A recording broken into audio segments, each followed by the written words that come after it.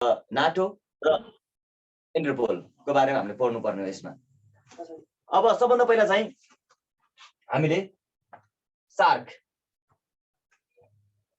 सार्कबाट सुरु गर्छौँ है। अन्तर्राष्ट्रिय सङ्घ संस्थामा सार्क अलिकति ब्लर देखिएको छ है, यो बेला बेलामा चाहिँ आफै के भइरहेको छ यो के भयो सर? यो क्यामेरा थोरै भएको छ।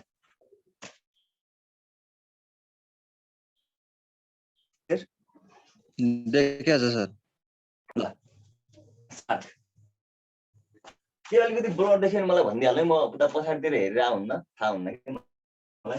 अब अन्तर्राष्ट्रिय सङ्घमा हामीले पढ्नुपर्ने सार्क, युएनओ, बिमस्टेक, नाटो, इन्टरपोलको बारेमा पढ्छौँ। विभिन्न देशहरू हेर्नेछौँ। अब सार्क भनेको क्षेत्रीय कार्य हो, क्षेत्रीय एउटा संस्था हो। यसलाई हामीले यसको फुल फर्म के हो त? South Asian Association for Regional cooperation.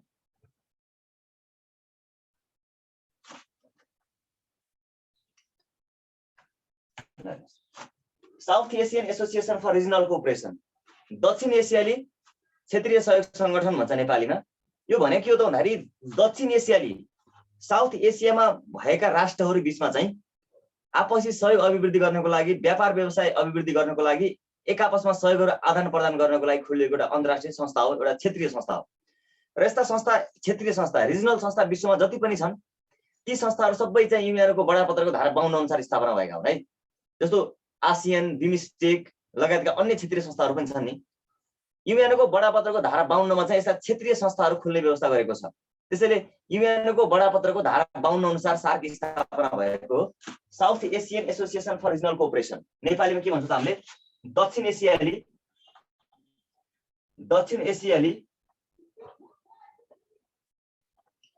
क्षेत्रीय सहयोग संगठन।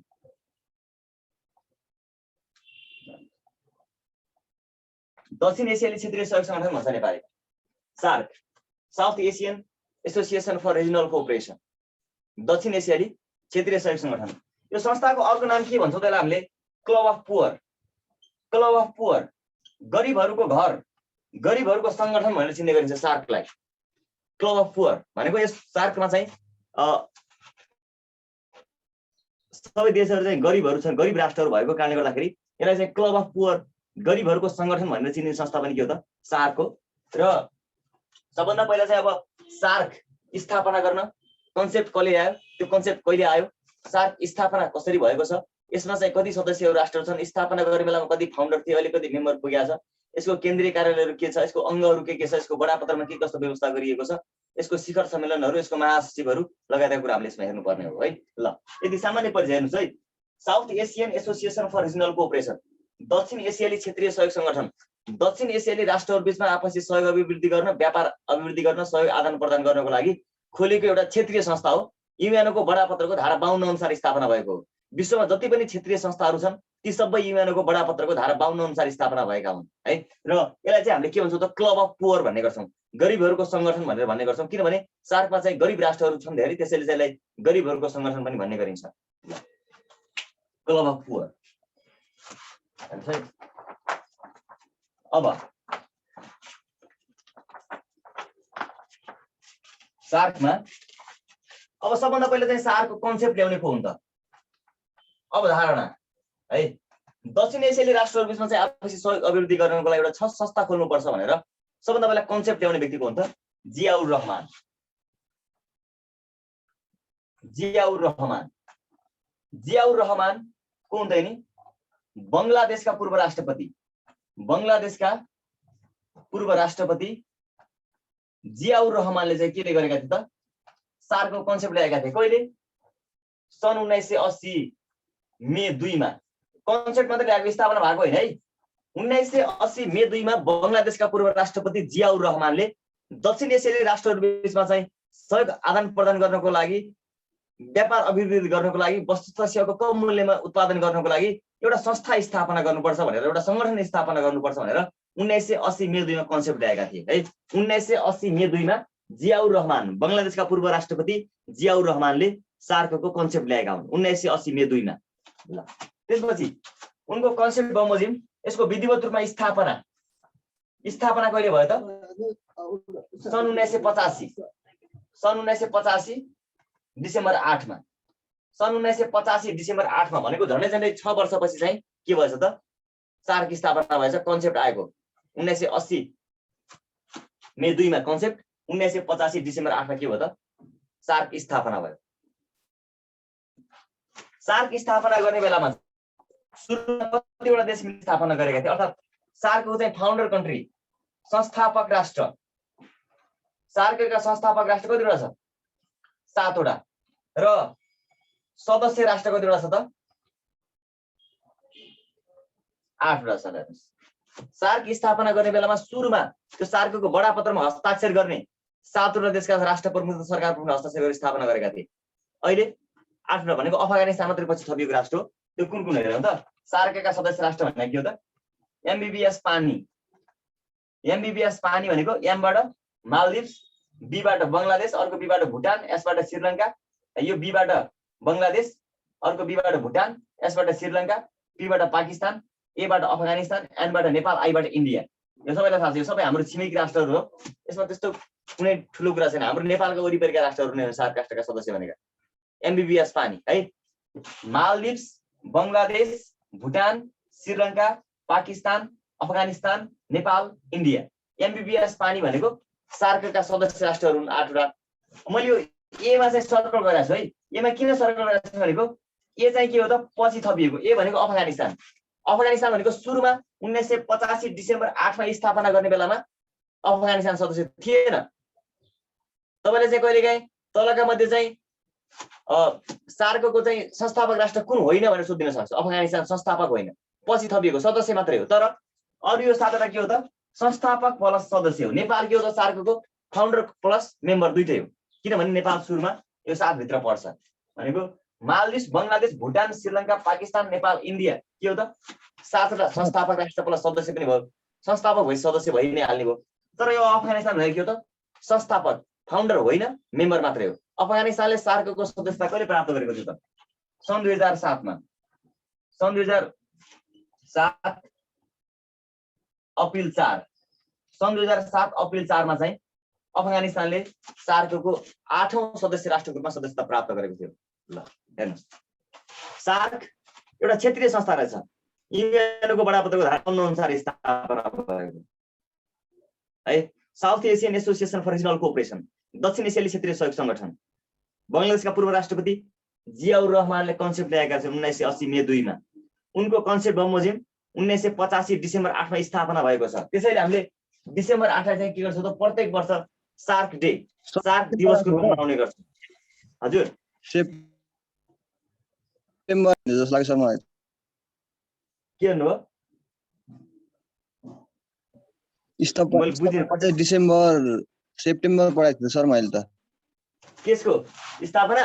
हजुर होइन, डिसेम्बर 8 मा। डिसेम्बर 8 हो। डिसेम्बर, सेप्टेम्बर होइन है। ढुक्क यसमा कुनै कन्फ्युजन छैन। डिसेम्बर 8 नै हो त्यसमा कुनै कन्फ्युजन छैन। सेप्टेम्बर कहिले के पढ्नुभयो तपाईले? कसरी पढ्नु भएको छ नि त टाइपिङ मिस्टेक होला बुकमा। डिसेम्बर 8 मा हो, यसमा कुनै पनि कन्फ्युजन छैन। 1985 डिसेम्बर 8 सार्क डे। ल संस्थापक राष्ट्र 7 वटा। सुरुमा स्थापना गर्ने बेलामा चाहिँ 7 वटा देश मिलेर स्थापना गरेका थिए र अफगानिस्तानले 2007 अप्रिल 4 मा है 2007 अप्रिल 3 र 4 मा भारतमा भएको चाहिँ 14औं शिखर सम्मेलनबाट के गरेको थियो त सदस्यता प्राप्त गरेका थिए। त्यसैले 8औं सदस्य राष्ट्र अर्थात् पछिल्लो सदस्य राष्ट्र कुन हो त अफगानिस्तान र नेपाल चाहिँ मेम्बर प्लस फाउन्डर दुईटै रहेछ। 7 वटा चाहिँ सदस्य, पछि थपिएको चाहिँ एउटा मात्रै अफगानिस्तान। 8 वटा देश सदस्य पुगेको छ।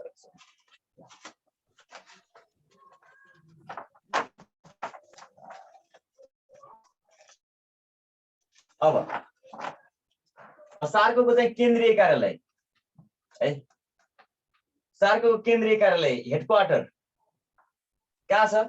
नेपाल काठमाडौँ देवी मार्ग ठमेलमा छ है।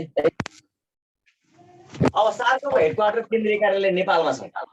सचिवालय नोट चाहिँ पछि प्रोभाइड हुन्छ कि के? नोट चाहिँ तपाईले यो टपिक भ्याइयो भने तपाईले म नोट प्रोभाइड गरिदिइहाल्छु है। म इन्स्टिट्युटमा प्रोभाइड गरिदिन्छु, इन्स्टिट्युटले चाहिँ हजुरलाई प्रोभाइड गरिदिन्छ।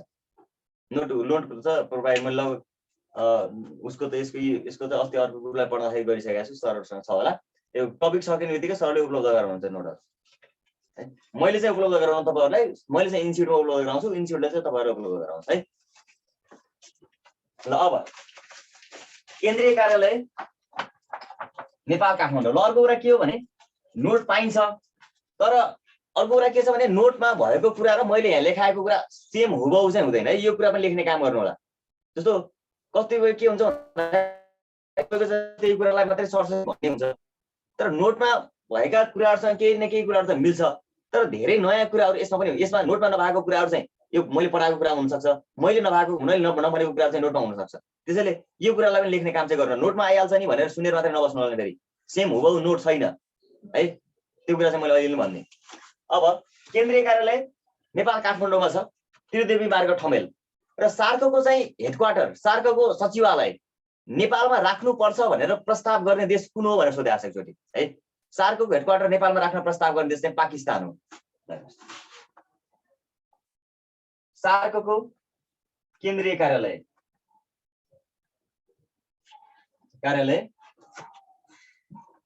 नेपालमा राख्न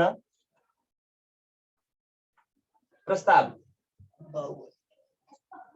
गर्ने देश पाकिस्तानले चाहिँ सार्कको हेडक्वार्टर नेपालमा राख्नुपर्छ भनेर प्रस्ताव गर्यो र त्यो प्रस्तावमा चाहिँ सबै देशहरूको सहमति भएपछि सार्कको हेडक्वार्टर नेपालमा स्थापना भयो र सार्कको हेडक्वार्टर नेपालमा कहिले स्थापना गरियो त भन्दाखेरि सन् 1987 जनवरी 16 अर्थात् नेपालमा छ त्यसैले विक्रम सम्बन्ध जान्नु पर्यो है 2043 साल माघ 2 गते राजा वीरेन्द्रले उद्घाटन गरेका थिए राजा वीरेन्द्रद्वारा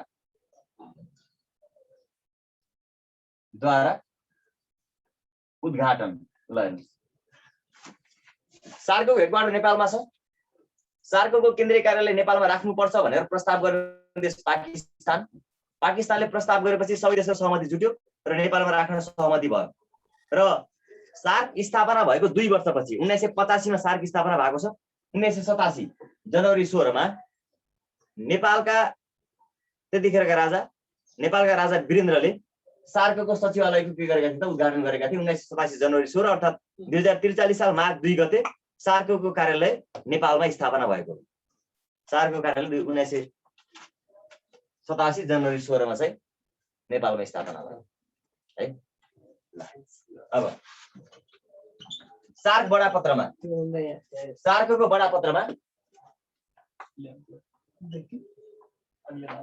बडापत्रमा चाहिँ 10 वटा धारा रहेका छन् ल सार्क बडापत्रमा 10 वटा धारा रहेका छन् है अब यो 10 वटा धारामा के कुराहरू छ त एकदम महत्त्वपूर्ण छ 10 वटा धारामा सार्क बडापत्रमा 10 वटा धारा रहेका छन् अब धारा 1 देखि धारा 10 सम्म सार्कको चार्टर सार्क बडापत्र सार्क चल्ने मुख्य आधार भनेको बडापत्र हो है सार्क चल्ने मुख्य आधार भनेको बडापत्र हो सार्कको बडापत्रमा 10 वटा धाराहरू छन् अब त्यो सार्कको बडापत्रमा 10 वटा धारामा के कुरा उल्लेख गरिएको छ त त्यो 10 वटा धाराको नाम सर्ट जान्छौँ ल सार्क बडापत्रमा 10 वटा धारा अब 10 वटा धारामा के छ त हेर्नुस् है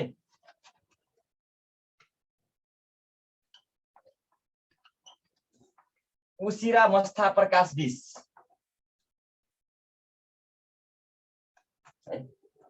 उसिरा मस्था प्रकाश विष भनेको के हो त सार्कको बडापत्रमा भएका 10 वटा धाराहरू के हुन् त उसिरा मस्था प्रकाश विष ल हेर्नुस् धारा 1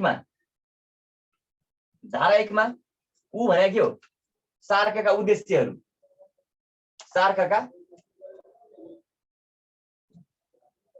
सार्कको उद्देश्यहरू उबाट उद्देश्यहरू सी धारा 2 मा सी भने सार्कको सिद्धान्तहरू धारा 1 मा चाहिँ सार्कका उद्देश्य के हुने भन्ने कुरा उल्लेख गरिएको छ 8 उद्देश्य छन् सार्कका धारा 2 मा सार्कका सिद्धान्तहरू कुन सिद्धान्तमा सार्कले काम गर्ने त यो सिद्धान्तको बारेमा लेखिएको छ र धारा 3 मा चाहिँ रा भने राष्ट्र प्रमुख तथा सरकार प्रमुखहरूको बैठक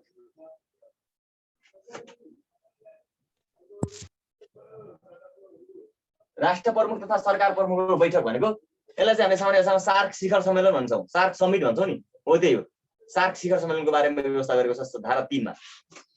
उबाट उद्देश्य, सीमा र सिद्धान्त, राबाट राष्ट्र प्रमुख तथा सरकार प्रमुखको बैठक। म धारा 4 मा म भने के हो? सार्क मन्त्री परिषद।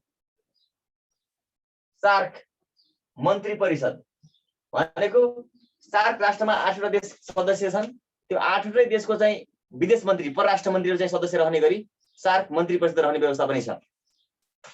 स्था धारा 5 मा स्था भने के हो? सार्क स्थायी समिति।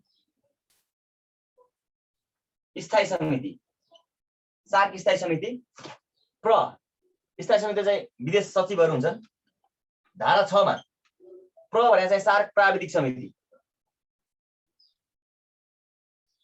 प्राविधिक समिति का। धारा 7 मा सार्क कार्य समिति। सार्क कार्य समिति। धारा 8 मा सार्क सचिवालय। सार्क सचिवालयको बारेमा धारा 8 मा। धारा 9 मा बी भने के हो? वित्तीय व्यवस्था, पैसा, बजेटको कुरा।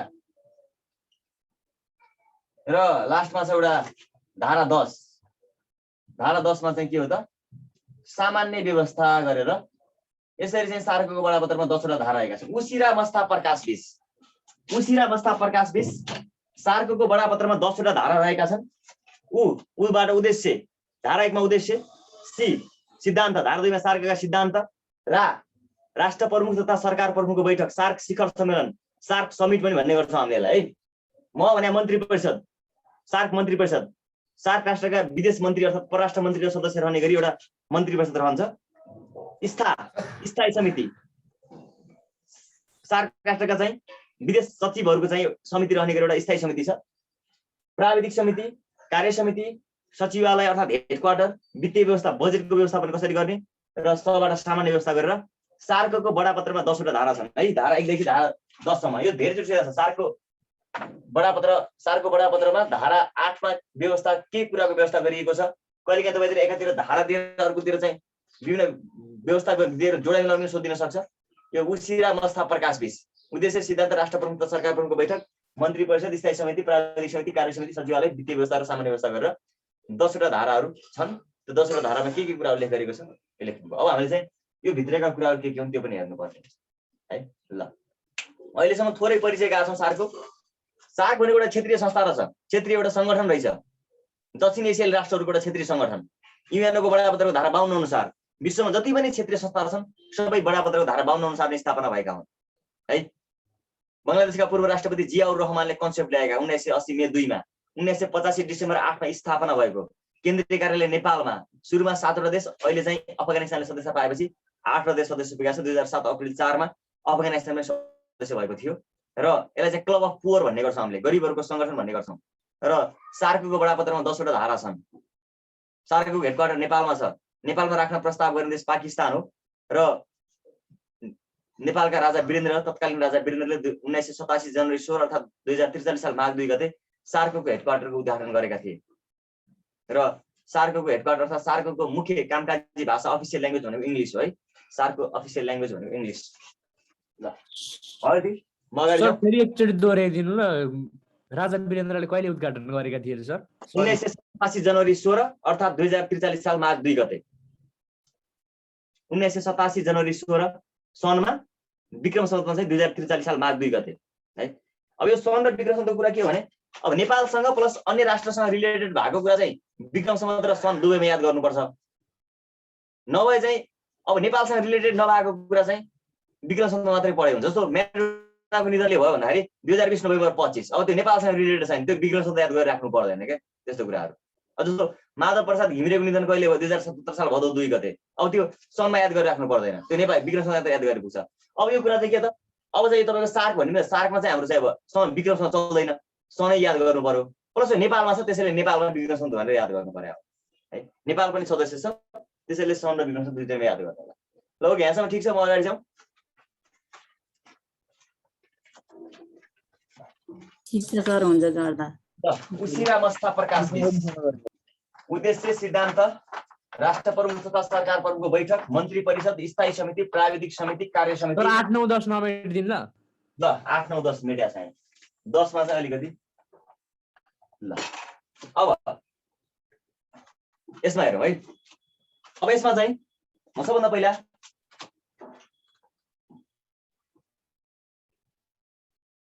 सार्क शिखर सम्मेलन,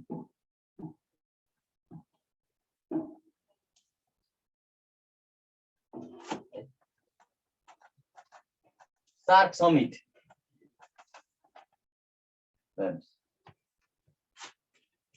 अब सार्क शिखर सम्मेलन, सार्क समिट भने के हो त? हामी धारा 3 सरकार प्रमुखको बैठक। यो सार्क राष्ट्रमा जति पनि सदस्य राष्ट्रहरू छन् त्यो सदस्य राष्ट्रका चाहिँ राष्ट्र प्रमुख तथा सरकार प्रमुखको बैठक बस्नुपर्ने व्यवस्था छ। सुरुमा स्थापना हुने बेलामा चाहिँ सुरुमा प्रत्येक वर्ष बस्नुपर्ने व्यवस्था थियो र अब चाहिँ प्रत्येक 2-2 वर्षमा बस्नुपर्ने व्यवस्था गरेको छ सार्क शिखर सम्मेलन। राष्ट्र प्रमुख तथा सरकार प्रमुखको बैठक भन्नु र सार्क शिखर सम्मेलन भन्नु सेम हो। अब कुनै देशमा चाहिँ राष्ट्रपति प्रमुख होला, कुनै देशमा चाहिँ प्रधानमन्त्री प्रमुख होला, कुनै देशमा चाहिँ तपाईँको चाहिँ राजा प्रमुख होला, हैन त? भनेको नेपालमा के हुन्छ त? राष्ट्रपति ठुलो हुन्छ, सरी प्रधानमन्त्रीलाई कार्यकारी अधिकार हुन्छ। राष्ट्रपति चाहिँ पदको हिसाबले ठुलो तर अधिकारहरूलाई कसलाई छ? प्रधानमन्त्री। इन्डियामा पनि त्यही छ। जस्तो चीनमा के हुन्छ त? राष्ट्रपति हुन्छ नि त। हुन्छ चीन सार्क राष्ट्र होइन। जस्तो अमेरिकामा के हुन्छ त? राष्ट्रपति। अब बङ्गलादेशतिर के छ त? जस्तो श्रीलङ्कातिर राष्ट्रपति ठुलो हुने कुरा छ, अर्थात् कार्यकारी अधिकार राष्ट्रपतिलाई छ। भनेपछि राष्ट्र प्रमुख तथा सरकार प्रमुखको बैठक अर्थात् सार्क शिखर सम्मेलन, सार्क समिट जे भन्यो त्यही हो। भनेको 8वटै सार्क राष्ट्रका चाहिँ राष्ट्र प्रमुख तथा सरकार प्रमुखको बैठक बस्नुपर्ने व्यवस्था छ। पहिला चाहिँ सुरुमा प्रत्येक वर्ष बस्नुपर्ने व्यवस्था थियो, अहिले चाहिँ प्रत्येक 2-2 वर्षमा बस्ने व्यवस्था गरेको छ। तर 2-2 वर्षमा बस्नुपर्ने व्यवस्था गरे तापनि पछिल्लो पटक चाहिँ 18औं सार्क शिखर सम्मेलन 2014 मा नेपालमा भएको थियो। सन् 2014 मा नेपालमा भएको थियो। त्यसपछि 2016 मा चाहिँ पाकिस्तानमा गर्ने भनेर निर्णय गर्यो। तर 2014 पछि 2021 को पनि अब सकिन लागिसक्यो। अहिलेसम्म पनि सार्कको अर्को बैठक बस्न सकेको छैन। अब पाकिस्तानमा निर्णय गरेको थियो, अब पाकिस्तानमा इन्डिया जान नमान्ने, इन्डिया र पाकिस्तानको विवादले गर्दाखेरि अहिलेसम्म सार्कको 19औं शिखर सम्मेलन हुन सकेको छैन। मलाई पढ्न पनि सजिलो भएको छ। अर्को सम्मेलन हाले कति पढिराख्नु पर्थ्यो होला, त्यो एउटा 18औं पढाएको छौँ, बसेका छौँ अहिलेसम्म। ल अब भाइ, अब सार्क शिखर सम्मेलन। अब यो सार्क शिखर सम्मेलन चाहिँ कसरी आयोजना गरिन्छ त भन्दाखेरि प्रत्येक देशको चाहिँ सार्क राष्ट्रमा जति पनि सदस्य राष्ट्रहरू छन् नि, ती सदस्य राष्ट्रहरूको चाहिँ देशको नामको अल्फाबेटिकल अर्डर अनुसार चाहिँ पालो आउने। जस्तो के हो त? नाम हेर्नुहोस् है, MNOPQRST भन्ने छ नि त। यो अल्फाबेटिकल अर्डर सुन्न जानुहुन्छ। अब यहाँ भनेको के त? मालदिभ्स। यहाँबाट मालदिभ्स आउँछ नि त। नेपाल भन्दा पहिला कसले गर्दछ? मालदिभ्सले गर्दछ। अनि नेपालले गरेपछि मालदिभ्सले गरेपछि नेपालको पालो आयो। नेपालपछि ओबाट कुनै पनि देश छैन। पीबाट पाकिस्तानको पालो आयो। क्यूआरबाट कुनै पनि देश, यसबाट श्रीलङ्काको पालो आयो। भनेको आफ्नो देशको नामको अल्फाबेटिकल अर्डर अनुसार चाहिँ क्रमैसँग पालै पालो सार्क शिखर सम्मेलन आयोजना गर्नुपर्छ, त्यो व्यवस्था छ। तर के छ त? अल्फाबेटिकल अर्डर अनुसार चाहिँ सार्क शिखर सम्मेलन आयोजना गर्ने व्यवस्था छ। तर यदि कुनै देशको पालो, मानौ नेपालको पालो आयो, नेपालको पालो आयो भने नेपालले म अब गर्न सक्दिनँ भन्न पनि पायो। गर्नै पर्छ भन्ने बाध्यता चाहिँ छैन। यदि गर्न चाहन्छ भने चाहिँ अल्फाबेटिकल अर्डर अनुसार चाहिँ आफ्नो पालो अनुसार आयोजना गर्ने। यदि मलाई आयोजना गर्नु छैन भने उसले चाहिँ बाध्यकारी, उसको पालो आयो भने उसले बाध्यात्मक रूपमा आयोजना गर्नै पर्छ भन्ने छैन। उसले म गर्न सक्दिनँ अर्थात् म गर्दिनँ, मलाई गर्ने इच्छा छैन, अर्कोले गर पनि भन्न पायो। त्यसैले यसमा के हुन्छ त? कर्मैसँग चाहिँ छैन क्या, छ्यासमिस छ। त्यो कारणले गर्दाखेरि हो है, त्यो गर्नै पर्ने बाध्यता चाहिँ छैन। यसमा चाहिँ नियम भनेको चाहिँ अल्फाबेटिकल अर्डर अनुसार चाहिँ पालो आफ्नो आफ्नो पालो अनुसार गर्ने हो शिखर सम्मेलन आयोजना। तर पालो आएपछि त्यसमा अनिवार्य रूपमा चाहिँ आयोजना गर्नै पर्छ भन्ने चाहिँ होइन। अब यसमा चाहिँ ख्याल गर्नुपर्ने कुरा, सार्कका 18वटा शिखर सम्मेलन अहिलेसम्म सम्पन्न भइसकेका छन्। 18वटा। अब आगामी 19औं शिखर सम्मेलन चाहिँ पाकिस्तानमा हुने कुरो छ। अब कहिले हुने हो अहिलेसम्म फिक्स छैन, तर आगामी पाकिस्तानमा हुने भनेको चाहिँ कुरा 2014 देखि नै हामीलाई पढ्दै आएको कुरा हो, तर अहिलेसम्म हुन सकेको छैन। अब त्यो 18वटा शिखर सम्मेलन चाहिँ अहिलेसम्म कुन कुन देशमा आयोजना गरिएको छ, त्यो सम्मेलनमा नेपालको तर्फबाट को सहभागी भएका छन् है, लगायतका कुराहरू हामीले हेर्नेछौँ यसमा। ल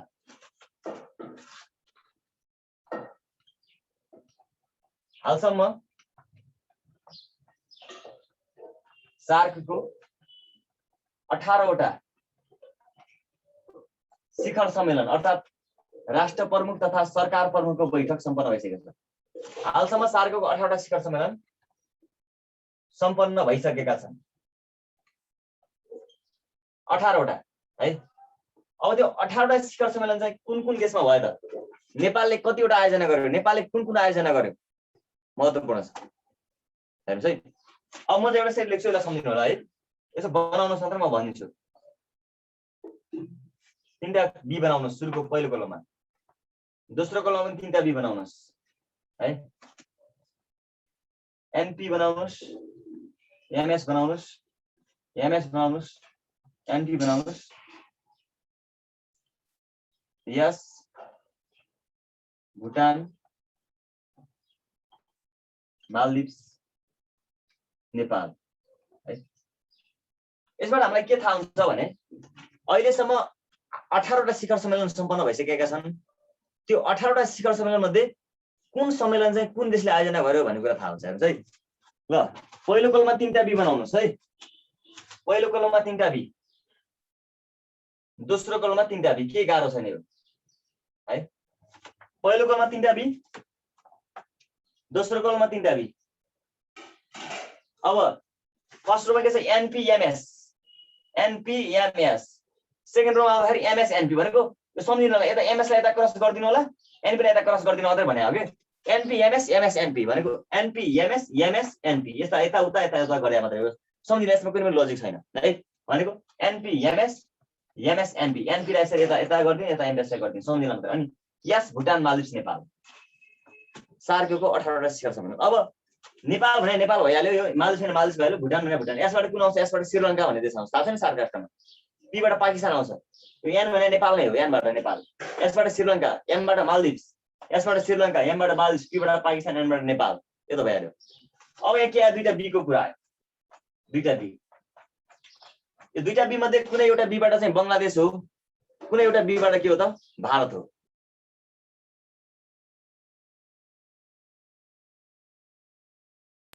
सर म्युट भयो त। थोरै मेरो फोन आइडिस सुन्नु भएको छ? हजुर सर। आयो सर। अब यसमा के छ भने पहिलो कोलमको 3टा बी जुन छ नि, यो पहिलो कोलमको 3वटै बीले के जनाउँछ त? यसले चाहिँ सबैले के जनाउँछ? बङ्गलादेश जनाउँछ, बङ्गलादेश जनाउँछ। र सेकेन्ड कोलमको 3वटा बी जुन छ त्यसले के जनाउँछ त? भारत जनाउँछ। सम्झिनु पर्ने कुरा यति मात्रै हो। पहिलो कोलमको 3वटै बीले बङ्गलादेश, दोस्रो कोलमको 3वटै बीले भारत। एनबाट नेपाल, पीबाट पाकिस्तान, एमबाट मालदिप्स, यसबाट श्रीलङ्का, मालदिप्स, श्रीलङ्का, नेपाल, पाकिस्तान, श्रीलङ्का, भुटान, मालदिप्स, नेपाल। यो सधैँ छ।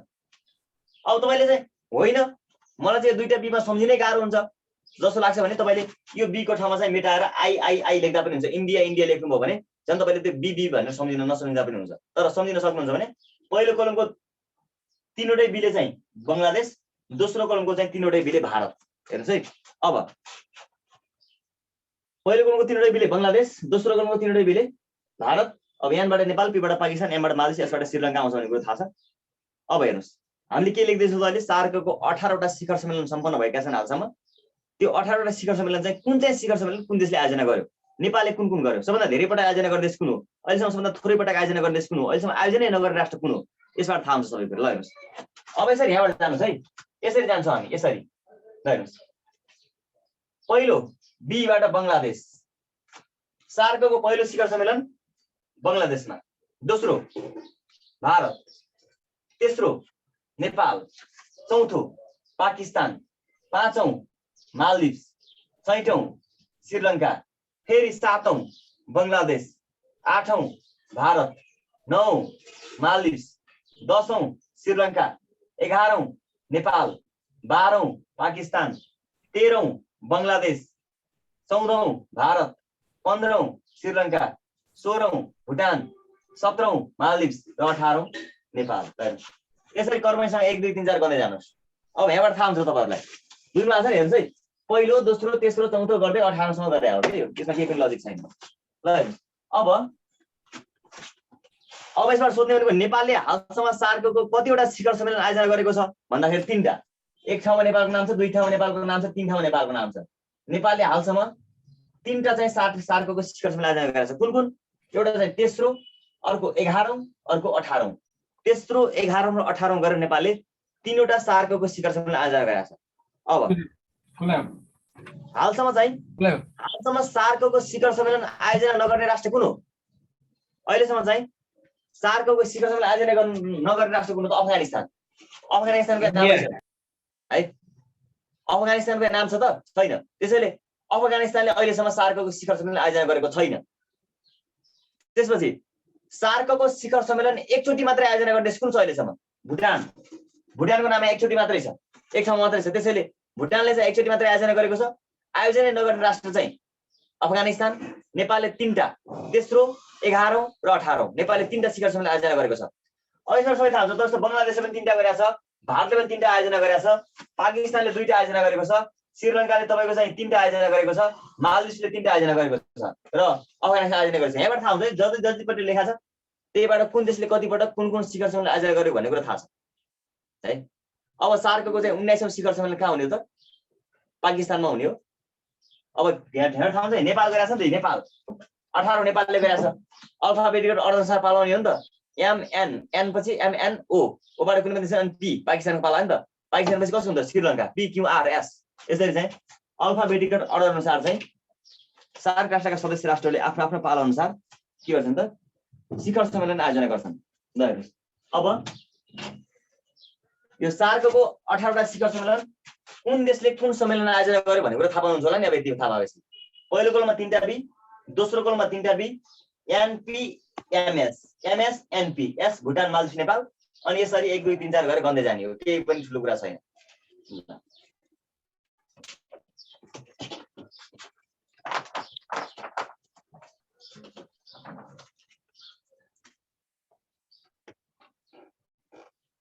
र सार्कको चाहिँ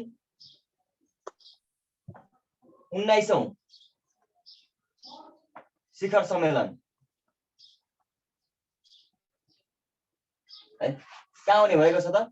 पाकिस्तानमा हुने भएको छ। पाकिस्तान। सार्कको 19औं शिखर सम्मेलन पाकिस्तानमा हुने भएको छ। ल अब तपाईलाई कहिले काहीँ चाहिँ हाल चाहिँ पाकिस्तानको हालको चाहिँ सार्कको अध्यक्षता कुन देशले गरिरहेको छ भन्दा पाकिस्तानले गरिरहेको छ। जुन देशमा चाहिँ यो शिखर सम्मेलन आयोजना हुँदै हुन्छ नि त्यही देशले अध्यक्षता गरे। जस्तो योभन्दा पहिला नेपालले गरिरहेको थियो अध्यक्षता। अब नेपालमा भयो नि नेपालले चाहिँ कसलाई हस्तान्तरण गर्यो त? पाकिस्तानलाई अध्यक्षता हस्तान्तरण गर्यो। अब पाकिस्तानमा चाहिँ शिखर सम्मेलन आयोजना नहुन्जेलसम्म पाकिस्तानले अध्यक्षता गर्छ र अर्को जुन देशमा हुन्छ त्यसलाई फेरि हस्तान्तरण गर्छ। जस्तो योभन्दा पहिला सोधेको थियो हाल चाहिँ बिमस्टेकको अध्यक्षता कुन देशले गरिरहेको छ? नेपालले है। पहिला चाहिँ 2018 सम्म नेपालले गरेको थियो। 2018 को अगस्तमा के भयो त? नेपालमा चाहिँ 4औं शिखर सम्मेलन भयो। अब 5औं सम्मेलन कहाँ गर्ने भने श्रीलङ्कामा गर्ने भने। अब फेरि अहिले फेरि बिमस्टेकको अध्यक्षता कसले गरिरहेको छ त? श्रीलङ्काले गरिरहेको छ। यो जुन देशमा चाहिँ आगामी सम्मेलन हुँदै हुन्छ नि त्यही देशले के गरिरहेको छ त्यसको अध्यक्षता। जस्तो खेलकुदमा पनि त्यही। जस्तो कहिले सोधेला कहिले काहीँ सागको अहिले चाहिँ साग गेमको अध्यक्षता कसले गरिरहेको छ भन्दाखेरि आगामी साग गेम जुन देशमा हुँदैछ त्यही देशले अध्यक्षता गरिरहेको छ। र जब साग गेम हुन्छ त्यहाँ अनि जहाँ आगामी गेम हुन्छ त्यही देशलाई फेरि हस्तान्तरण गर्छ अध्यक्षता। सबैमा अध्यक्षता त्यस्तै। ल 19औं सर फेरि एकचोटि भनिदिनु न। हजुर हजुर फेरि एकचोटि भनिदिनु त्यो कुरालाई रिभिजन। अध्यक्षताको कुरा जस्तो मानौ तपाईलाई अहिले चाहिँ सार्कको अध्यक्षता कुन देशले गरिरहेको छ भन्दाखेरि पाकिस्तानले अध्यक्षता गरिरहेको छ। भनेको के हो त भन्दा यस्तो अध्यक्षता गर्ने कुरामा के हुन्छ त भन्दाखेरि जुन देशमा आगामी सम्मेलन आयोजना हुँदै हुन्छ त्यही देशले अध्यक्षता गर्छ। जस्तो बिमस्टेकको 5औं सम्मेलन कहाँ हुँदैछ? श्रीलङ्कामा हुँदैछ है। अहिले बिमस्टेकको अध्यक्षता कुन देशले गरिरहेको छ? श्रीलङ्काले गरिरहेको छ। अब श्रीलङ्कामा सम्मेलन हुन्छ अनि सम्मेलन भइसकेको अन्तिम दिनमा के हुन्छ त? श्रीलङ्काले आगामी 3 देशमा चाहिँ फेरि 6औं सम्मेलन गर्ने निर्णय गर्छ, त्यही देशलाई हस्तान्तरण गर्छ। यो प्रश्न कसरी सोधेको थियो भन्दाखेरि यो 4औं शिखर सम्मेलन नेपालमा नहुनुभन्दा पहिला हाल चाहिँ बिमस्टेकको अध्यक्षता कुन देशले गरिरहेको छ भनेर सोधेको थियो क्या। नेपालले गरिरहेको थियो त्यतिखेर अध्यक्षता। अब नेपालमा 2018 मा सम्मेलन भयो अगस्तमा। अब 5औं सम्मेलन श्रीलङ्कामा गर्ने कुरा भयो अनि नेपालले अध्यक्षता कसलाई हस्तान्तरण गर्यो त? श्रीलङ्कालाई। अब सर यो 18वटा यो सम्मेलन भयो नि सर, यसको एकपटक सर डेट भनिदिनु न सर एकपटक। अब डेटमा यस्तो छ हाम्रो चाहिँ अब डेटमा मैले तपाईलाई सबै 18वटैको मैले नोटमा सबै कुरा राखिदिएकै छु हैन। अब मैले भनिहालेँ जस्तो अब तपाईको डेटमा के छ भने यो तपाईको चाहिँ कि त पहिला सुरुमा चाहिँ तपाईको चाहिँ प्रत्येक वर्ष आयोजना हुँदै आएको छ। प्रत्येक वर्ष आयोजना हुँदै आएको छ। त्यसपछि चाहिँ 2-2 वर्षमा भनेको छ ग्याप गरेको छ। तर पनि यो समयमा चाहिँ आयोजना भएको पाइन्छ। जस्तो 2014 देखि चाहिँ 2014 देखि 2016 मा गर्ने भन्ने कुरो भयो, तर 2021 भइसक्यो अझसम्म भएको छैन। अब त्यो डेटको विषयमा मैले सबै सरसर्ती नोटमा हाल्दैकै छु। अब त्यो बाहेक म अहिले तपाईँले लेखिदिनु पर्छ भने लेखिदिइहाल्छु के भन्नुहोस्। अब 19 अब हामीले चाहिँ यो 18औं शिखर सम्मेलन अब हामी त्यति पढ्दैनौँ है, किनभने अब लेटेस्ट भनेको अहिलेसम्म चाहिँ 18औं सम्मेलन हो। अब 2014 को कुरा छ त्यो, 2014 को कुरा त्यति यो सोध्दैन होला। अब 2014 मा भएको थियो, 2014 मा 2014 नोभेम्बर 26 र 27 मा नेपालमा सुशील कोइरालाको अध्यक्षतामा भएको थियो राष्ट्रिय सभागृहमा। 2000 पुरानो भइसक्यो, 36 बुँदे काठमाडौँ घोषणापत्र जारी गरेको थियो। 2030 सम्ममा चाहिँ सार्क राष्ट्रबाट चाहिँ एचआइभी एड्सको र क्षयरोगको प्रकोप अन्त्य गर्ने कुरा गरेको छ। 2016 लाई सार्क सांस्कृतिक सम्पदा वर्ष मनाउने निर्णय गरेको छ। अब त्यो 2014 को कुरा हो, 18औं सार्क शिखर सम्मेलन। अब पढ्नुहुन्छ भने नोटमै छ, तर मैले यहाँ चाहिँ लेखिनँ, अब त्यो त्यति महत्त्वपूर्ण छैन।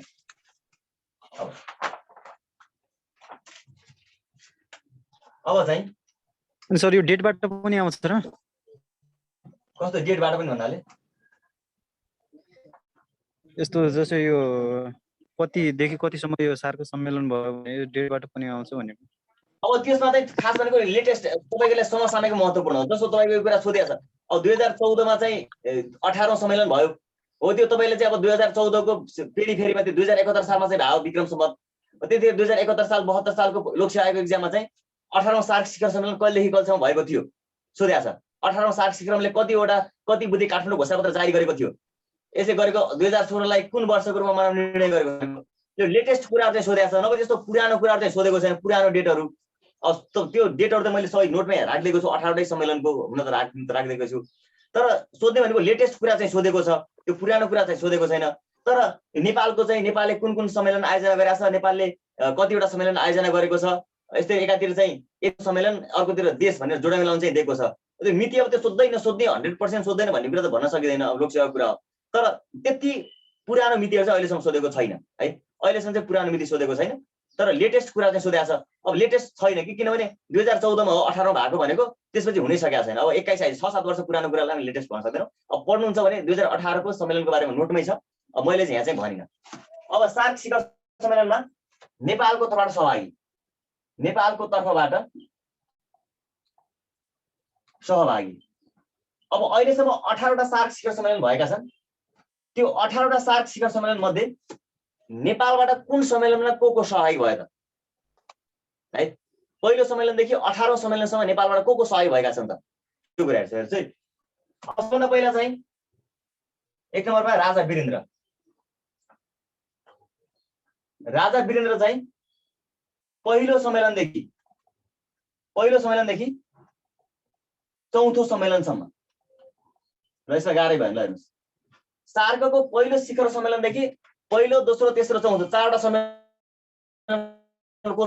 पहिलोदेखि चौथोसम्म। त्यसपछि कृष्ण प्रसाद भट्टराई,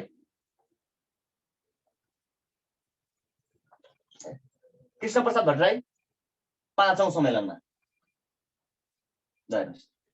अब यहाँबाट प्रश्न के सोध्यो भने सार्क शिखर सम्मेलनमा नेपालको तर्फबाट सबैभन्दा पहिला सहभागी हुने प्रधानमन्त्री। सार्क शिखर सम्मेलनमा सर्वप्रथम नेपालको तर्फबाट को प्रधानमन्त्री सहभागी भएका थिए भन्दा कृष्ण प्रसाद भट्टराई। कति सम्मेलन? 5औं सम्मेलन। किनभने पहिलोदेखि चौथोसम्म त लगातार राजा सहभागी भएको छन्, राजा वीरेन्द्र। 5औंमा मात्रै अनि बल्ल कृष्ण प्रसाद भट्टराई, प्रधानमन्त्री कृष्ण प्रसाद भट्टराई चाहिँ 5औं सम्मेलनमा सहभागी भएका थिए। त्यसपछि गिरिजा प्रसाद कोइराला, गिरिजा प्रसाद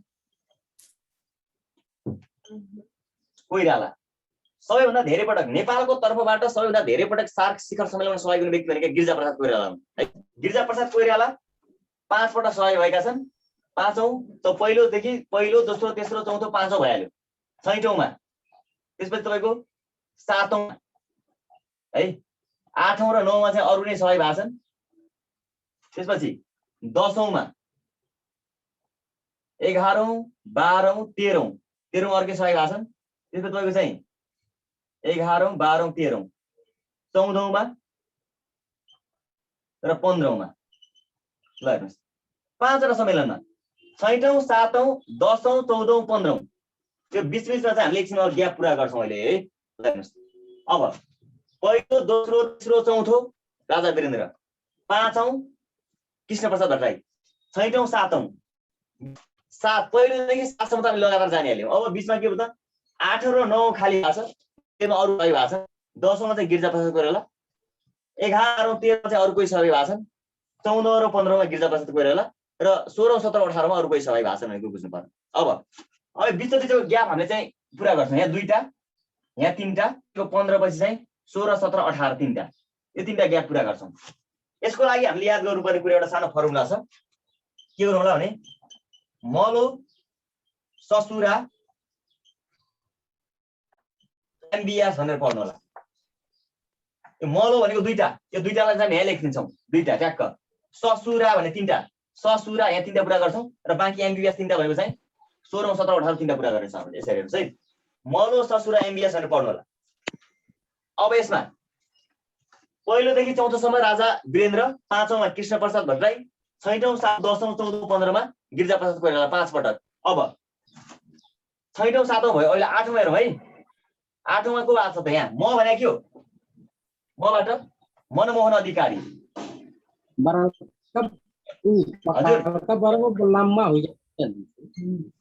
के भन्नुभयो? जल्दी पढ़ा इधर वही ऊपर पकाल का उजरा।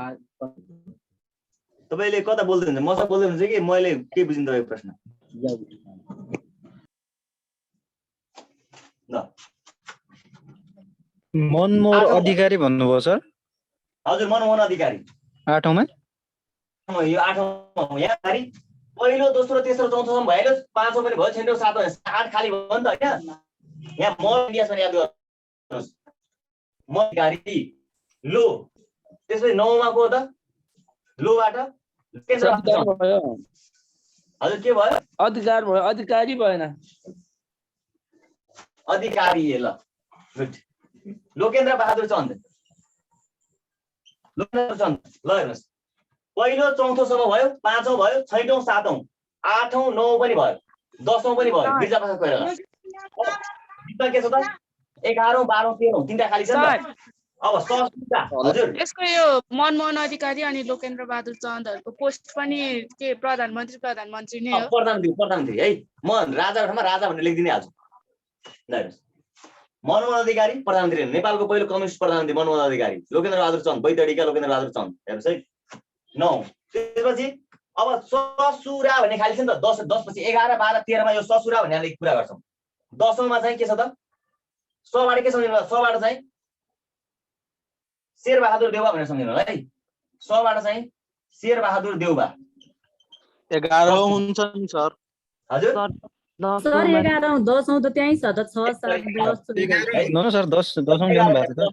ल गुड, 10औँ आइसकेको छ। 11औँ शेरबहादुर देउवा, 12औँमा सुबाट सूर्यबहादुर थापा, यिनी पनि प्रधानमन्त्री नै हुन्।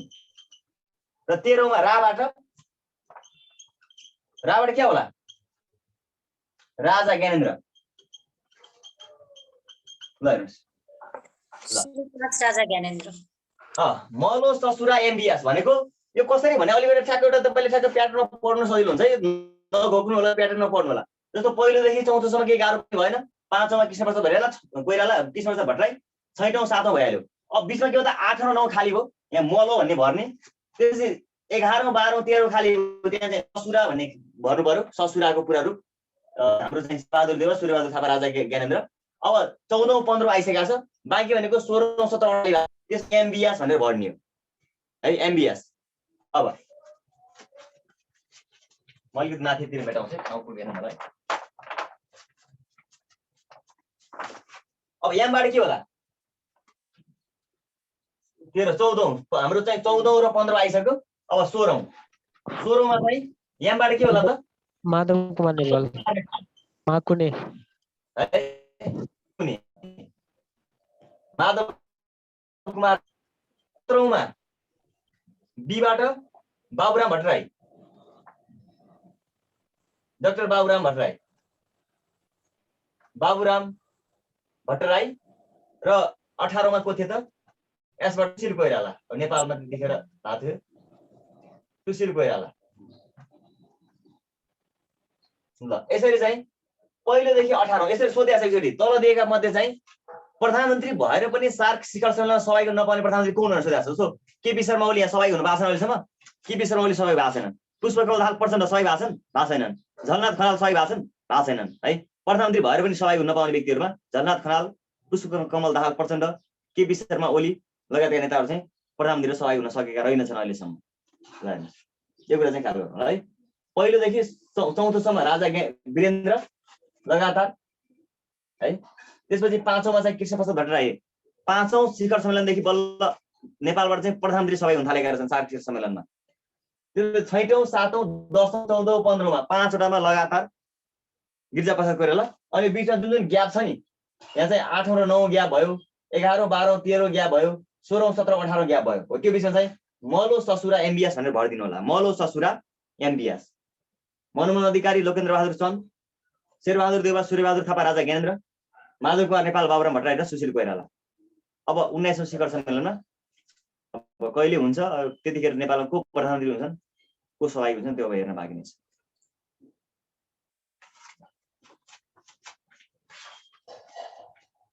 अब सार्क शिखर सम्मेलनमा नेपालको तर्फबाट सहभागिता भएका व्यक्तिहरू अहिलेसम्म सबभन्दा धेरै पटक राजामा चाहिँ वीरेन्द्र 4 पटक, प्रधानमन्त्रीमा चाहिँ सबभन्दा धेरै पटक गिरिजाप्रसाद कोइराला 5 पटक। आइयो अनि सर यो सहभागी नभएको कुन कुन रे? झलनाथ खनाल, केपी ओली, पुष्पकमल दाहाल प्रचण्ड, केपी शर्मा ओली पछिल्लो समयमा प्रधानमन्त्री भएर पनि। अब तपाईँले बुझ्नु भने यो बाहेक जति पनि आउँछ नाम त्यो सहभागी भएको छैन भनेको बुझिहाल्नुहुन्छ नि। पछिल्लो समयमा चाहिँ हाम्रो प्रचण्ड, झलनाथ खनाल र केपी शर्मा ओली। साउन्ड आएन? साउन्ड किन आएन त? यो त ठिक छ त सबै आइरहेछ त सर। ल ल ल ठिक छ, आइरहेछ भने। सर हजुर सर हजुर भन्नु न, भन्नु सुनिरहेको छु मैले। हेलो सर, त्यो कुन सम्मेलनमा के भएको थियो भन्ने कुरा कसरी थाहा पाउने सर? अब कुन सम्मेलनमा के भएको थियो भन्ने कुरा कसरी थाहा पाउने? कुन सम्मेलनमा के थाहा? अब कुन के भएको थियो भन्ने कुरा म अब केही कुराहरू यहीँ लेखिदिन्छु। अब बाँकी कुराहरू अब आफूले नोटमा पढेर बुकमा पढेर थाहा भयो भने म के लेखिदिन्छु केही कुराहरू है।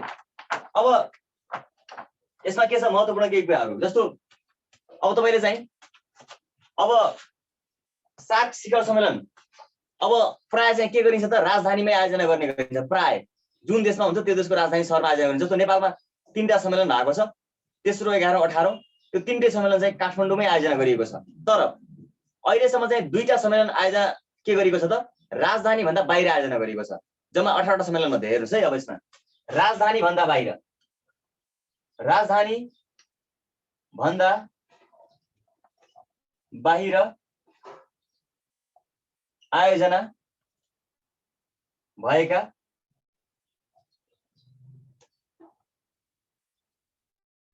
सम्मेलन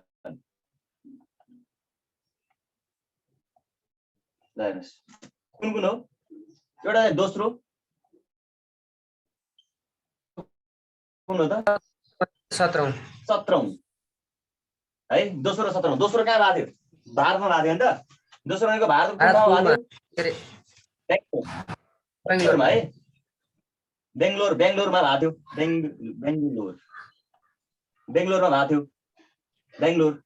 तर मालदिप्सको अटुल एटोलमा हैन सर? हजुर हो। अडुल एटोल। अब मालदिप्सको राजधानी कहाँ? माले हो हैन त। अब यसको राजधानी चाहिँ मालेमा नभइकन अड्डु अटोलमा भएको थियो।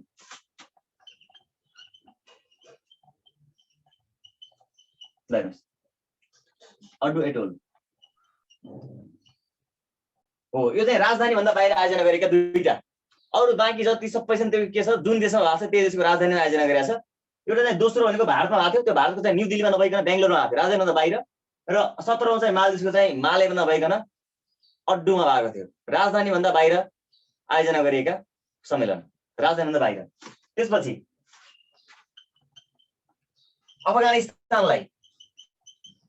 अफगानिस्तानलाई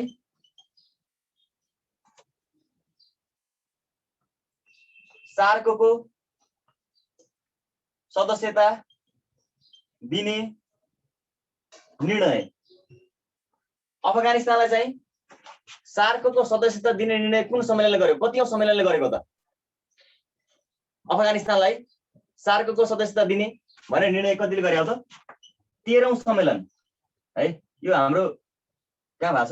13औं सम्मेलन हाम्रो बीबीबी बङ्गलादेशमा सर, एमएस बङ्गलादेशमा 13औं 1 2 3 4 5 6 7 8 9 10 11 12 13 बङ्गलादेशमा भएको 13औं सम्मेलन चाहिँ निर्णय गरेको छ दिने भनेर र औपचारिक रूपमा चाहिँ सदस्यता र अफगानिस्तानले सदस्यता प्राप्त गरेको चाहिँ कति सम्मेलनबाट हो त? 14औं सम्मेलनबाट। ल हेर्नुस्, अफगानिस्तानलाई चाहिँ सदस्यता दिनुपर्छ भनेर चाहिँ बङ्गलादेशमा भएको 13औं सम्मेलनले निर्णय गर्यो र सदस्यता औपचारिक रूपमा कहिलेदेखि प्राप्त गर्यो त भन्दा 14औंबाट, अर्थात् 14औं सम्मेलनदेखि अफगानिस्तान नै सहभागी हुन थाल्यो भने हो है। अफगानिस्तानले सार्कको सदस्यता दिने निर्णय 13औं सम्मेलनले गर्यो र 14औं सम्मेलनबाट उसले सदस्यता प्राप्त गर्यो औपचारिक रूपमा। भारतमा भएको 14औं सम्मेलनले चाहिँ सदस्यता दिएको 2007 अप्रिल 4 मा मैले भनिसकेको छु सदस्यता कहिले प्राप्त गर्यो भनेर। अब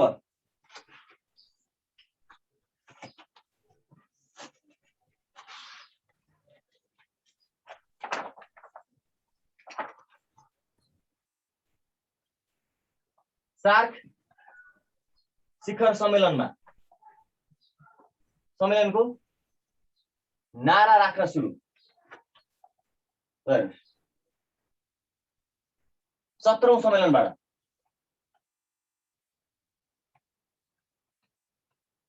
ल हेर्नुस्, अब यो के छ भन्दा सार्कको चाहिँ 18वटा सम्मेलन सुरु भइसकेको छ है। 16औं भुटानमा भएको 16औं सम्मेलनबाट है, 16औं सम्मेलनबाट। अब यसमा के छ भने सार्कको शिखर सम्मेलन चाहिँ के हो त 18वटा भइसकेको छ, तर पहिलोदेखि चाहिँ 15औं शिखर सम्मेलनसम्म सार्कको शिखर सम्मेलनको नारा हुँदैन थियो।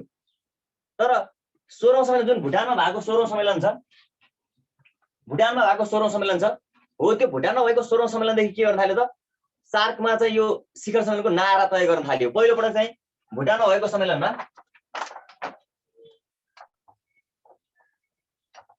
के गरेको थियो भन्दाखेरि त्यो ग्रिनरी एन्ड यो के भनेर के हरियाली र स्वस्थ साउथ एसिया है, greenery and healthy South Asia भनेर राखेको थियो। Greenery and healthy South Asia भनेर चाहिँ नारा राखेको थियो पहिलोबाट। जस्तो नेपालमा भयो 18औं सम्मेलन, त्यसले चाहिँ शान्ति र समृद्धिका लागि गहन सम्मेलन भन्ने नारा राख्यो। भनेको नारा तय गर्न थालिएको पहिलोदेखि 15औंसम्म चाहिँ कुनै पनि नारा राखेको थिएन, नारा राख्ने चलन थिएन। यो सम्मेलन बैठक हुन्छ नि शिखर सम्मेलन, त्यसमा चाहिँ कुनै पनि नारा राखेको थिएन 15औंसम्म। तर भुटानमा भएको चाहिँ 16औं शिखर सम्मेलनदेखि चाहिँ पहिलोपटक नारा राखियो, नारा राख्न सुरु गरियो। Greenery and healthy South Asia, हरियाली र स्वस्थ साउथ एसिया भनेर चाहिँ राखेको थियो। र नेपालमा भएको 18औं सम्मेलनमा पनि शान्ति र समृद्धिका लागि गहन सम्मेलन भनेर नारा तय गरेको थियो। यसले चाहिँ नारा राख्न थाल्यो भनेको सार्क शिखर सम्मेलनमा नारा तय गर्न थालेको चाहिँ 17औं सम्मेलनबाट, यो भुटानमा भएको सम्मेलनबाट greenery and healthy South Asia भनेर राखेको।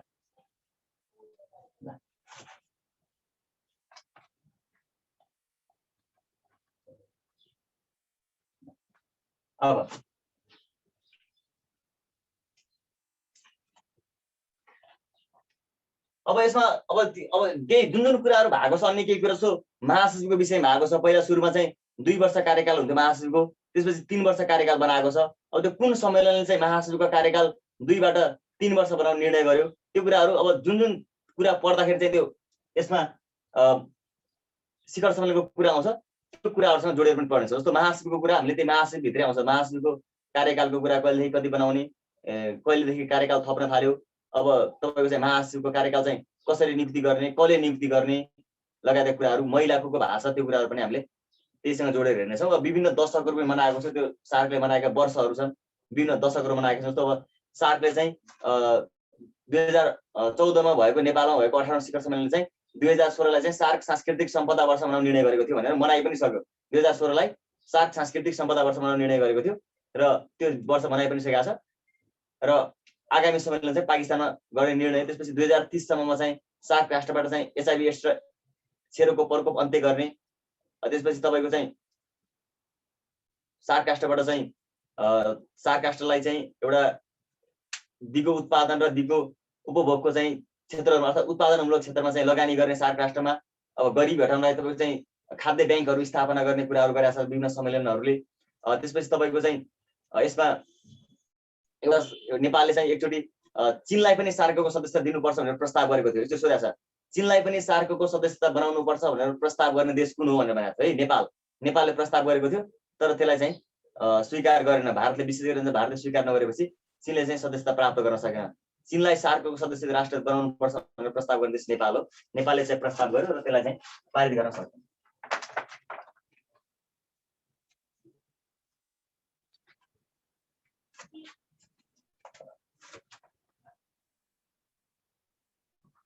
सार्कको बजेट,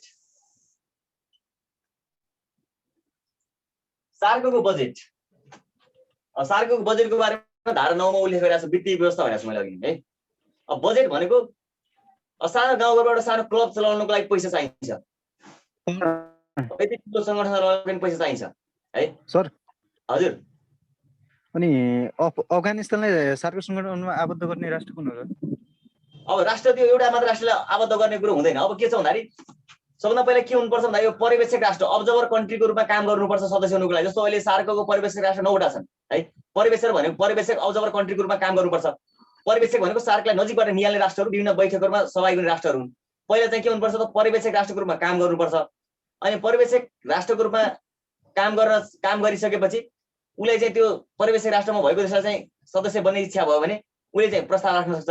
अब एउटा देशले मात्रै पारित गरेर हुँदैन, यसमा चाहिँ जति पनि संस्थापक राष्ट्र छ नि सबैले चाहिँ सहमति हुनुपर्छ। एउटा मात्र देशले चाहिँ भारत लेखेको छ त सर? हजुर, बुकमा त भारत लेखेको छ त सर? भारतले चाहिँ प्रस्ताव, नेपालले चाहिँ प्रस्ताव गर्यो चीनलाई होइन, तर त्यो स्वीकार हुन सकेन, त्यो चाहिँ पारित हुन सकेन। अफगानिस्तानलाई चाहिँ भारतले प्रस्ताव गर्यो र सबै देशले सहमति जनाए अनि चाहिँ सदस्यता पाए। तर त्यो प्रस्ताव गर्ने चाहिँ भारत अफगानिस्तानलाई, तर भारतले मात्रै प्रस्ताव गरेर चाहिँ भएन, सबै देशको सहमति चाहिँ हुनुपर्छ फेरि यसमा पनि है।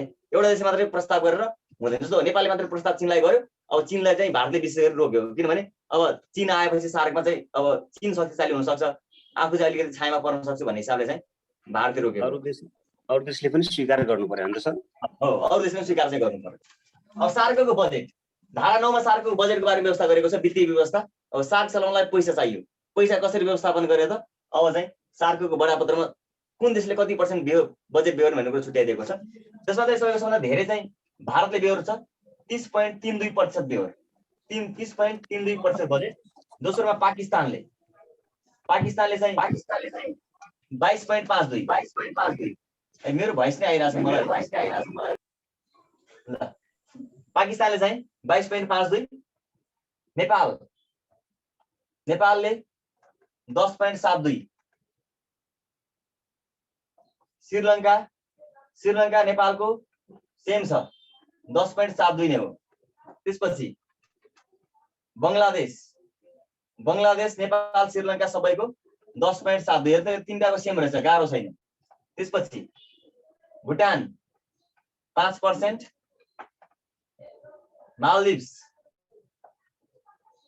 5% र अफगानिस्तान पनि 5% हो। यति जति खर्च हुन्छ त्यसको चाहिँ 30.32% भारतले बेहोर्छ। भनेको यदि सार्कमा 100 रुपियाँ खर्च भयो भने 30 रुपियाँ 32 पैसा भारतले बेहोर्दो रहेछ, 22 रुपियाँ 52 पैसा चीनले बेहोर्दो रहेछ, सरी पाकिस्तानले बेहोर्दो रहेछ, नेपालले 10 रुपियाँ 72 पैसा बेहोर्दो रहेछ, श्रीलङ्काले पनि 10 रुपियाँ 72 पैसा। भनेको जति खर्च हुन्छ त्यसको चाहिँ यसरी चाहिँ पर्सेन्टेज अनुसार खर्च बेहोर्ने सार्कको बजेटमा यसरी व्यवस्था गरिएको छ। विभिन्न देशले चाहिँ कति % खर्च बेहोर्ने भन्ने कुरा छुट्याइएको छ। सबभन्दा धेरै भारतले बेहोर्दछ 30.32, दोस्रो धेरै चाहिँ पाकिस्तानले 22.52। अब नेपाल श्रीलङ्का बङ्गलादेशको सेम छ 10.72। अब भुटान मालदिभ्स र अफगानिस्तानको सेम छ 5%।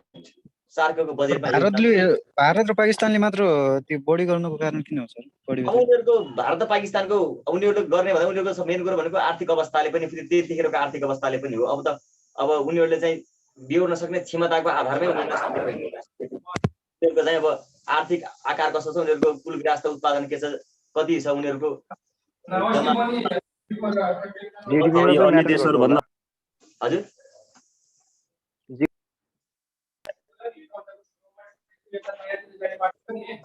तपाईँले मैले भने बुझिन। ल, जुन जिडिपी हुन्छ नि सर त्यसमा पनि त म्याटर गर्छ होला भनेको। हजुर हजुर के म्याटर के भन्नु जिडिपीमा जिडिपी जिडिपी भनेको त्यहाँको चाहिँ कुल गृहस्थ उत्पादन कति उत्पादन हुन्छ त्यहाँ अर्थतन्त्रको आकार कस्तो छ त्यसले पनि भर पार्छ क्या। अर्थतन्त्रको आकार के छ, आर्थिक वृद्धि दर कस्तो छ त्यो त्यसको। अब यो चाहिँ समय समयमा खासमा चाहिँ यो रिभाइज भइराख्नु पर्ने हो, पुनरावलोकन भइराख्नु पर्ने हो। तर यही नै छ, धेरै वर्षदेखि यही नै चलिरहेको छ। पछिल्लोसम्म त भुटानले राम्रो गरिरहेछ है। अब भुटानले नेपाललाई टनमा त सोध्दैन सर, क्रममा टनमा भनेको सर, टनमा चाहिँ हुँदैन त्यो। टनमा त खाद्यान्न ब्याङ्कमा हो, खाद्यान्न कति % खाद्यान्न टनमा हो त्यो है, खाद्यान्नको कुरा हो त्यो। त्यहाँबाट सोध्दैन सर, त्यो खाद्यान्नबाट पनि सोधिन सक्छ, त्यो खाद्यान्न पनि हेर्नु होला। त्यो खाद्यान्न पनि सोधिन्छ कुन देशले चाहिँ त्यो एउटा कति % खाद्यान्न सहयोग गर्छ त। त्यो एउटा सार्क राष्ट्रमा चाहिँ कुनै समस्या पर्यो भने, कुनै चाहिँ तपाईँको प्राकृतिक प्रकोपहरू आयो, कुनै देशमा भोकमरीको अवस्था आयो भने त्यस्तो राष्ट्रले सहयोग गर्ने गरेर छ। त्यसमा विभिन्न देशले चाहिँ कति % अन्न चाहिँ त्यहाँ टन सहयोग गर्ने भन्ने कुरा। यो चाहिँ बजेट चाहिँ पर्सेन्टमा हो है, त्यो टनमा चाहिँ त्यो अन्न मात्रै हो।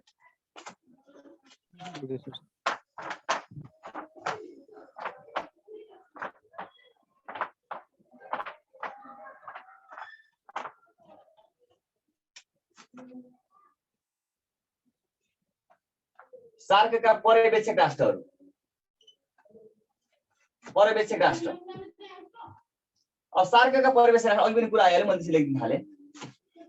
पर्यवेक्षक राष्ट्र भनेको अब्जर्भर कन्ट्री, सार्कलाई नजिकबाट निहाल्ने देशहरू, सार्कको विभिन्न बैठकहरूमा सहभागी हुने, सार्कलाई विभिन्न तरिकाले सहयोग गर्ने देश भनेको के हुन्छ अब्जर्भर कन्ट्री। जस्तो नेपाल चाहिँ 1952 सबैभन्दा पहिला चाहिँ फिनल्यान्डमा ओलम्पिक खेलमा चाहिँ पर्यवेक्षक राष्ट्रको रूपमा सहभागी भएको थियो भन्छ। 1952 पर्यवेक्षक राष्ट्रको ओलम्पिकमा सहभागी थियो भन्छ।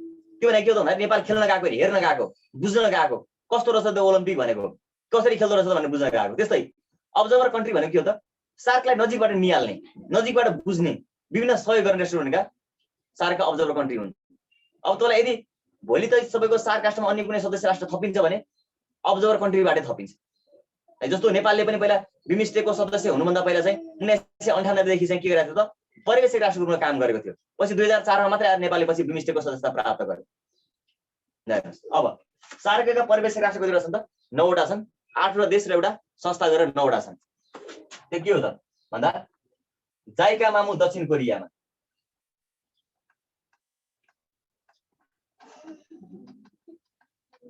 सार्कका पर्यवेक्षक राष्ट्रहरू 9 वटा हेर्नुहोस् है। जे भने के हो, जेबाट जापान है। अब जापान अब भोलिको दिनमा सार्कको सदस्य हुने सम्भावना त छैन, तर पनि जापानले चाहिँ सार्कलाई नजिकबाट निहाल्छ, विभिन्न बैठकमा सहभागी हुन्छ, सहयोग गर्छ। त्यसैले जापान पनि के छ त पर्यवेक्षक राष्ट्र। जेबाट जापान, आईबाट इरान, सीबाट चाइना, एबाट अमेरिका, अर्को एमबाट मौरिसस, अर्को एबाट अस्ट्रेलिया, अर्को एमबाट म्यानमार है। 8 मा यु। अब युबाट चाहिँ यहाँ के सम्झिनु, अब युबाट चाहिँ अब युरोप भनेर सम्झिनु होला, युरोपियन युनियन भनेर सम्झिनु होला। अब खासमा चाहिँ युरोपको चाहिँ ईबाट आउँछ, अब युबाट चाहिँ युरोपियन युनियन भनेर सम्झिनु होला है, युरोपियन युनियन। र 8 मा 9 मा चाहिँ दक्षिण कोरियाको दक्षिण कोरिया। ल हेर्नुहोस्, यसरी चाहिँ सार्कका 9 वटा पर्यवेक्षक राष्ट्रहरू, एउटा संस्था, युरोपियन युनियन भनेको देश होइन, संस्था हो, एउटा आर्थिक संस्था हो। युरोपियन युनियनको बारेमा तपाईँको कोर्समा छ कि छैन त्यो रहस्य भने हामी त्यसको बारे पनि हेरौँ ल। जापान, जेबाट जापान, आईबाट इरान, सीबाट चाइना, एबाट अमेरिका, अर्को एमबाट मौरिसस, अर्को एबाट अस्ट्रेलिया, अर्को एमबाट म्यानमार, युबाट युरोपियन युनियन, दबाट दक्षिण कोरिया गरेर सार्कका 9 वटा पर्यवेक्षक राष्ट्र, सार्कका अब्जर्भर कन्ट्री, सार्कलाई नजिकबाट निहाल्ने देशहरू, सार्कका बैठकमा सहभागी हुने, सार्कलाई विभिन्न तरिकाले सहयोग गर्ने। र भोलि तपाईँ सार्कमा सदस्य थपियो भने यिनै राष्ट्रबाट थपिनेवाला छ।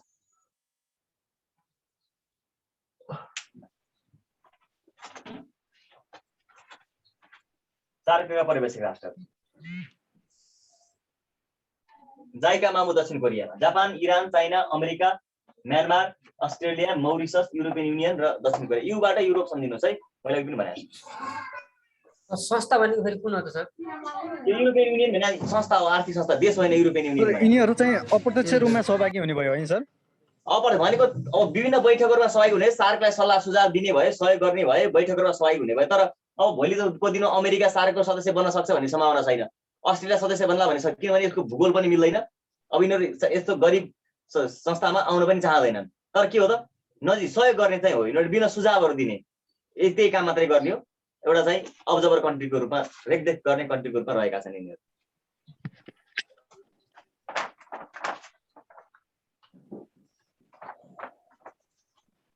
सल्लाहकार जस्तै हो सर? हजुर हजुर, सल्लाहकार जस्तै? सल्लाहकार जस्तै हो।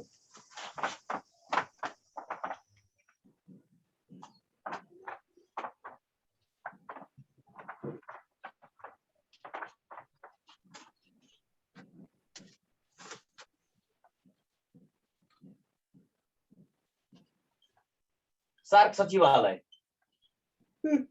है, सार्क सचिवालय। अब सचिवालय भनेको चाहिँ सार्कको प्रशासनिक अङ्ग हो। जुनसुकै सङ्गठनको पनि सचिवालय भनेको प्रशासन सम्बन्धी काम गर्ने हो। अर्थात् सार्क सचिवालय अर्थात् सार्कको केन्द्रीय कार्यालय कहाँ छ मैले अघि पनि नेपालमा छ भने 1987 जनवरी 16 स्थापना भएको मैले कुरा गरिसकेको छु।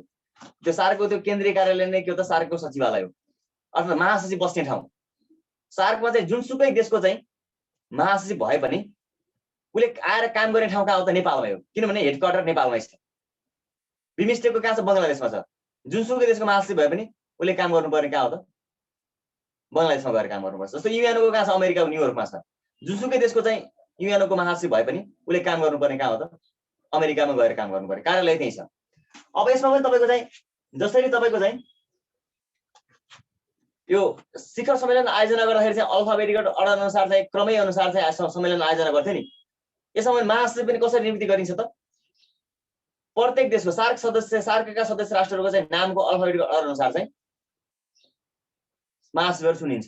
जस्तो 12औं महासचिव नेपालका थिए अर्जुन बहादुर थापा, नेपालपछि पाकिस्तानको आयो अहमद हुसेन बिसियाल पाकिस्तानका 13औं, पिकिम आरएस एस अहिले 14औं छन् श्रीलङ्काका, इसाला इब्राकुन भन्ने श्रीलङ्काका महासचिव छन् अहिले। भनेको यो अल्फाबेटिकल अर्डर अनुसार चाहिँ रोटेसन हुँदै जाने हो। 3-3 वर्ष हुन्छ काम कार्यकाल, एउटा देशको पालो 1 वर्ष एक कार्यकाल मात्रै गर्न पाउँछ, रोटेसन गर्दै जाने है। यसमा हेर्नुहोस्, सार्क सचिवालय नेपालमा छ, उद्घाटन कहिले भयो त्यो कुरा मैले फेरि लेखिन।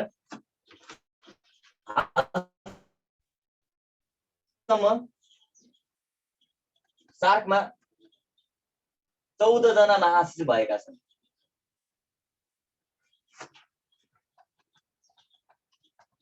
हालसम्म सार्कमा 14 जना महासचिव भएका छन् र महासचिवको कार्यकाल चाहिँ कति वर्षको हुन्छ, 3 वर्षको कार्यकाल हुन्छ है। र 9 समिटबाट 9 सार्क शिखर सम्मेलनबाट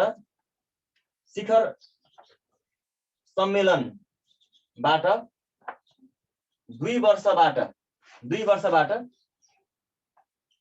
3 वर्ष कार्यकाल बनाइएको।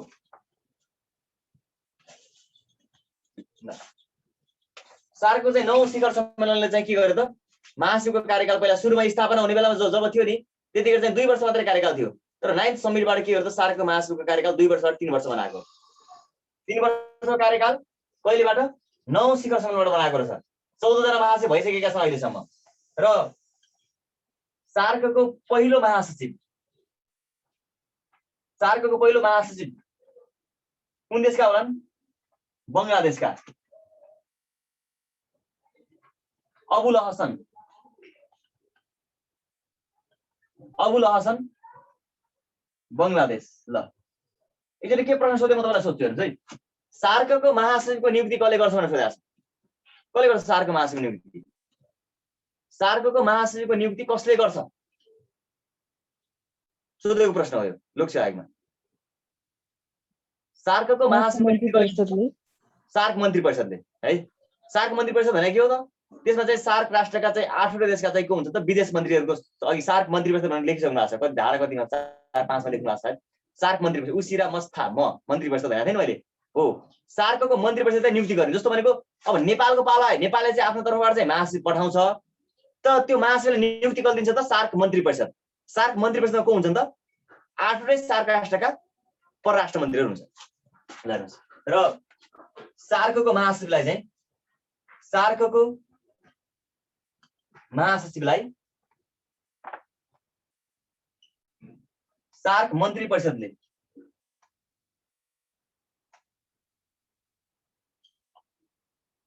नियुक्ति गर्दछ। नियुक्ति गर्ने चाहिँ सार्क मन्त्री परिषद। सार्कको पहिलो महासचिव अबुल हसन बङ्गलादेशका, सबभन्दा पहिला बङ्गलादेशको पालो आएछ। BAN BHA ढिलो हुन्छ, BA बङ्गलादेश सबभन्दा पहिला, किनभने सुरुमा अफगानिस्तान सदस्य नै थिएन। बङ्गलादेश पहिलो महासचिव।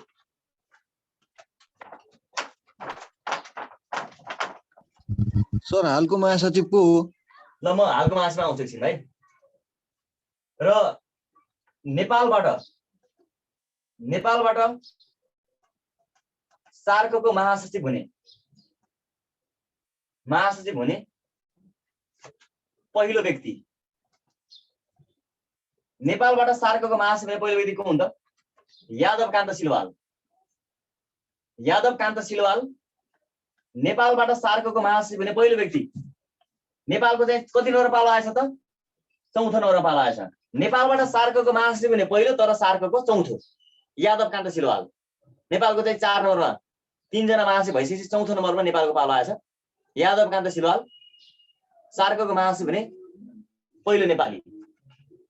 अब नेपालबाट अहिलेसम्म सार्कमा चाहिँ 2 जना महासचिव भएका छन्।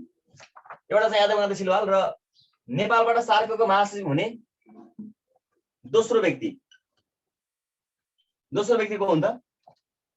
अर्जुन बहादुर थापा। उनी चाहिँ कतिको महासचिव हुन् त? 12औं महासचिव। नेपालबाट चाहिँ जम्मा 2 जना महासचिव भएका छन्। एउटा यादव कान्त सिलवाल चौथो सार्कको, अर्को चाहिँ अर्जुन बहादुर थापा 12औं महासचिव सार्कको। अब सार्कको महासचिव हुने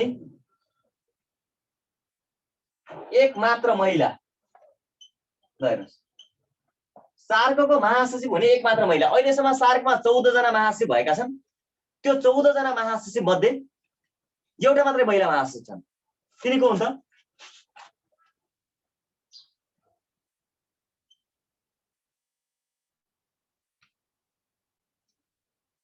फातिमात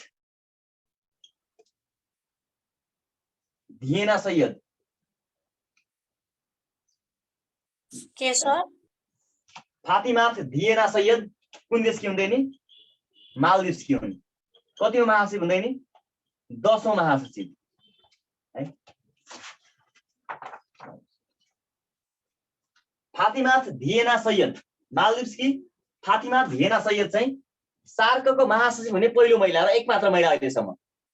14 जना मध्ये एउटा मात्रै महिला महासचिव है। अब तपाईले त्यो सरसर्ती त्यो महासचिवको लिस्ट हेर्नुभयो भने सार्कको चाहिँ तपाईको चाहिँ 10औं महासचिव पनि मालदिप्सकै छ, 11औं महासचिव पनि मालदिप्सकै छ। किन होला त? 10औं पनि मालदिप्सकै, 11औं पनि मालदिप्स। पालो आउने त अल्फाबेटिक अर्डर अनुसार हो रे पालो। तर लगातार 2 चोटि मालदिप्सको पालो कसरी आएछ त्यहाँ भन्दाखेरि सार्कको राजीनामा दिने सार्कको एकमात्र महासचिव पनि हुन्। भनेको मालदिप्सको पालो चाहिँ 3 वर्षको लागि हो। अब यसले चाहिँ के गर्दा बिचैमा राजीनामा दिइन् फातिमा धिएना सैयदले। भनेपछि जति कार्यकाल बाँकी हुन्छ नि, मानव 1 वर्ष काम गरेर यसले चाहिँ राजीनामा दिएकी रहेछन् भने बाँकीको 2 वर्ष पनि कसको हुन्छ त? मालदिप्सकै अधिकार हुन्छ। हो, बाँकी अर्को महासचिव पठाउने अधिकार पनि कसले हो त? मालदिप्स। त्यसैले 11 मा 12 भएको यिनले राजीनामा दिए है। र यिनीको हुन् त राजीनामा दिने सार्कको एकमात्र महासचिव पनि हुन्। राजीनामा दिने सार्कको एकमात्र महासचिव। 1 जना मात्रै महिला महासचिव भएको छिन्। उनले पनि बिचैमा राजीनामा दिएछिन्, अर्थात् पुरा कार्यकाल गरेको छैन भनेर सम्झिनु होला है।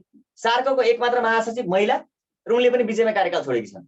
फातिमा धिएना सैयद 10औं महासचिव, 11औं पनि मालदिप्सबाट आएछ। किनभने यिनले राजीनामा दिएपछि बिचैमा बाँकी कार्यकालको लागि 11औं महासचिव पनि कसले पठायो त?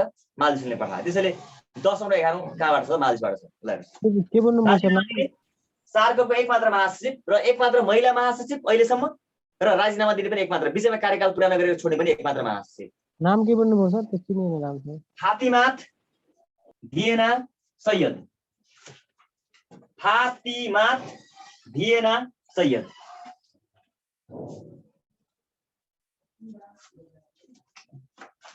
अहिलेसम्म 14 जना महासचिव भएको भनेको छु मैले। र सार्कको 13औं महासचिव 12औं महासचिव मैले भनिसकेको छु नेपालबाट अर्जुन बहादुर थापा, अहमजद हुसेन सियाल, अहमजद हुसेन बी सियाल कुन देशका हुँदैन? पाकिस्तानका। नेपालपछि 12 नम्बर नेपाल, 13 नम्बर पाकिस्तानको पाला आएछ। अब सार्कको चाहिँ वर्तमान महासचिव को हुन्छ? सार्कको वर्तमान अर्थात् कतिऔं? 14औं महासचिव।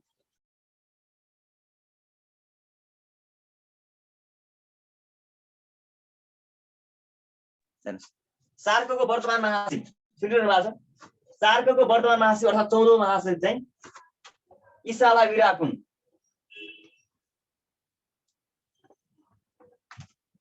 इसाला विराकुन कुन देशका?